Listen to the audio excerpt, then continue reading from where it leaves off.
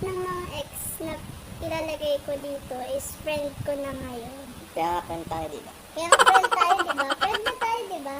Oo. Friend na tayo? Friend tayo? Hindi. Palit mo na lang, nakahirap mo pa pagkapalit. Naglag na pati yung Jolene. What's up mga ma'am? So gagawa na naman tayo ng panibagong video. Ito ay requested video sa isang mga kaibigan. Requested video ng isang kaibigan ko. Ano may galit na?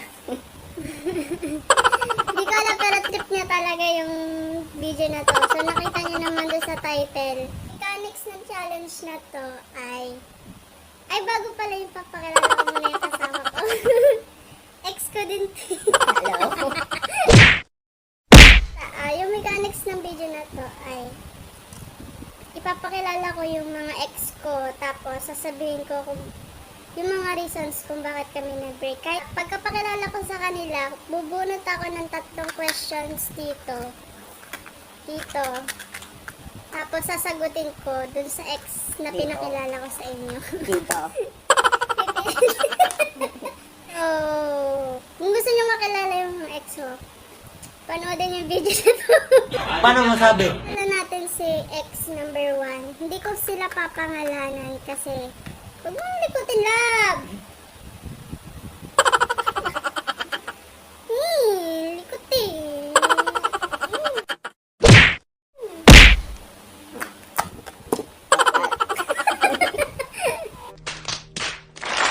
Sige, basta si first love. 1 week lang kami noon. Hindi mo Nag-break. vlog. Nag-break kami kasi dalawa kami, besh. Yung babae na naging jowa niya that time, naging kaibigan ko na rin after nung away na yun. Pinagtagpo kami as a best friend. Okay, first question. Ginagawa mo. Bunot. Parang, Ano magbabasa para kayo? kasi di ka magbasa. Huwag mo kalikot. Bawal yung English ha? Puro English yan, may kukunti ng Tagalog. Okay. What is your favorite memories with Steve? Favorite memories? May memories ba kami? Isang linggo nga lang kami. Sige. Oh, with you. Siguro yung favorite memories ko yung naliligaw pa lang siya. Sige. Ano yan? Hindi ba ikaw magbabasa? Ay, Excited kayo. Ikaw excited, kinuha mo eh. Sige. Yan, what is your least favorite memories with him? Siguro nung nagpunta siya sa school. Wala, nag-hi lang siya. Sige. Oh, ako na naman magbabasa. Kinuha mo kasi yung barka. Kaya ko ikaw lang bubunot, bigyan mo sa akin. Sige. Sorry, galit ka. Sige. What did you learn about your relationship? What did you learn about May bumingo na ba? relationship? Wala pa. Pur, natutunan ko din magpatawad. Puso, Pag-ibig. Hindi kasi after yun naging friends din kami. Sige. Lahat ng mga ex na ilalagay ko dito is friend ko na ngayon. Kaya nga friend tayo, di ba? Kaya friend tayo, di ba? Friend na tayo, di ba? Oo. Friend na tayo? Friend tayo? Hindi. So, away Ex number 2. Pagkalala na natin. Tadaan! Ex number 2. Ex number 2 kasi puppy love lang. Puppy love. Oh, 2,000 hate Oo, pa puppy love tuta. Bawal pa kasi magjawa nun. Parang matagal din kami naging magjawa nun. Alam mo yun, diba? Akilala niya kasi. 1 year and 8 months. So, parang siguro nagsawa lang mo kasi bihira din kami magkita nun kasi Kung nag-request ng video, lupit mo. Sansakong bigas. Ano? Sige, legal ba kayo? Anong legal ba? Legal sa magulang? Legal sa ano? Legal... Ano mo lang legal? Ha? Legal sa magulang? Baka legal sa ano? Barangay. Legal agad. Kilala lang What? siya. Sagot. Hindi, alam lang na alam lang na jowa ko siya, pero hindi ko siya pinakilala personal. So, Who would you say put more effort in your relationship? Uy, bagay na bagay ito. kasi nang mas more na nag-effort, syempre ako. Tinatanong pa ba yun? Okay, O, next questions. Why are you affected to him? Why are you Attractive? attracted? Affected? Parang kasi. Hindi, magaling kasi yung mag-gitara. Tsaka, hindi ko pa naman masyado naririnig kumanta yun. Pero magaling yung mag-gitara. Tsaka, maganda rin yung mata nun. Maganda kasi yung mata nun. Kitang-kita nga. Sa dami nila. Uy, grabe ka.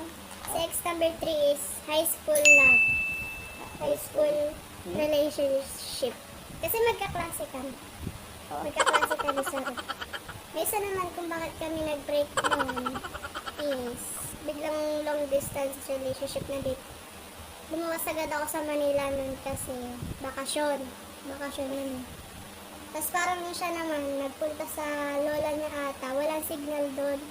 Parang nahirapan kami sa communications. Tapos, Okay. ayun yung reasons. Ano mo panya na ito? Oh, sa sakang uling. LDR. So, uling, ani ko uling. What is your biggest agreement? Wala.